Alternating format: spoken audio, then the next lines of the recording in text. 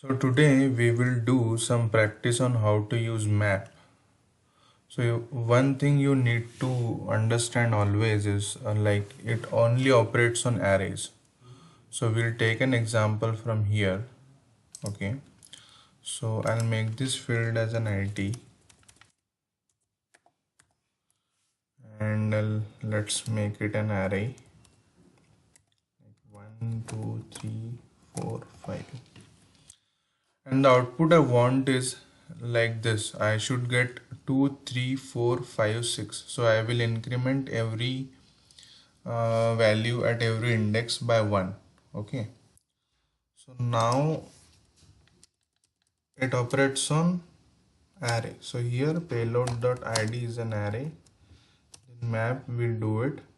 And now I want to increment everything by 1. Every item by 1.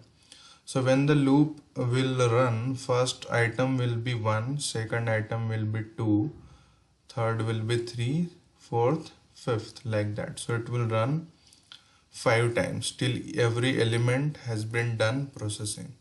So item plus 1. So here you can see every item in your ID array has been increased with 1. Thank you.